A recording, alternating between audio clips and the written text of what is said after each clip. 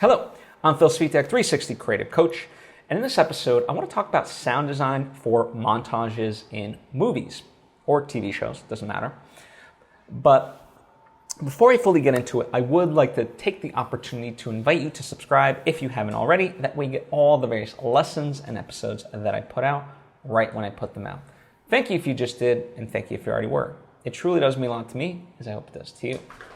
So let's get into this. For a little bit of quick context, on my film A Bogota Trip, there's various montages, and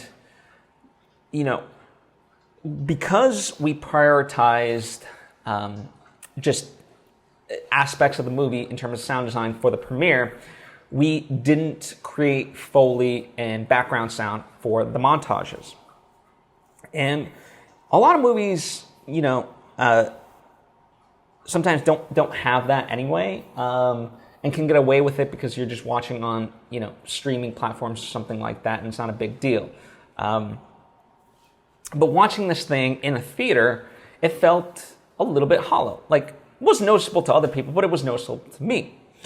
And so, one of the things that I wanted to go back in and do was fill out those montages a little bit, so that way, there's something there, and that way, as we do more festivals, it's there, and also, of course, it will be there for, when it does hit streaming and so forth, even if people don't audibly, notice that it's there, right? It's just a subtle thing, because it's more about the music than that stuff.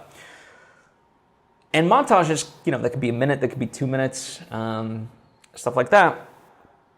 And it's interesting because, because of the number of shots, even if you're in the same location, it can be very easy to have it seem very boring unless you vary the sound design, right? So each shot kind of has to have a different feel to it, right? A different energy, much like, the music and the shot selection and the energy within the frame. And so the point really is that you want to get as specific with that sound design as possible. And that's actually a lot, right? Because, within a montage, you can have a shot that's like a second, right? Most montages at most generally have a 3-second shot, sometimes longer, but generally, we're talking about, anywhere between 1 second to 3 seconds per shot. So that's a lot of shots to sound design for and highlight.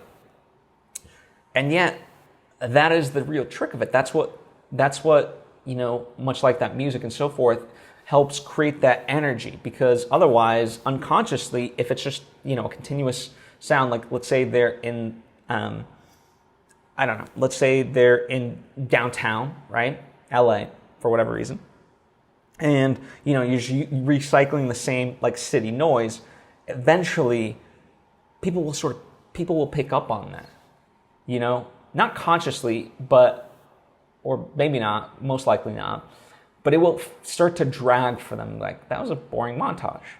And again, they won't be able to pinpoint why, but it's interesting how that can have an effect on that, right? So it's very important to make those right choices to keep that energy as opposed to drag it out of the montage, right? Because that's why you have a montage, to create an upbeat moment, get the audience back into it. There's a flow, there's an energy, and all that, right? So these are things to consider when sound designing for your montage. And also the other aspect to highlight, part of creating that individuality is to highlight specific moments. Let's say it's a group of people and they're cheersing, right? So getting the clink of glasses, right? Highlighting those specific moments helps create that illusion and helps differentiate that sound design from shot to shot, right? Because you're being specific to what's happening in the frame and highlighting what that image is conveying to us as an audience, right? So, that's what I have for you. As always, I invite you to comment down below, ask questions, thoughts of your own, all that good stuff. Likewise, you can hit me up on social media at Svitek.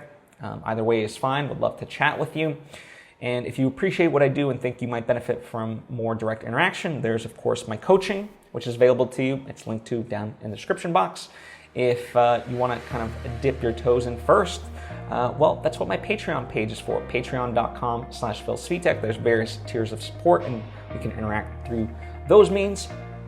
Likewise, if you just want to support what I do, check out my books, my movies, they might be of interest to you, and supporting that stuff helps support this because it's a symbiotic relationship.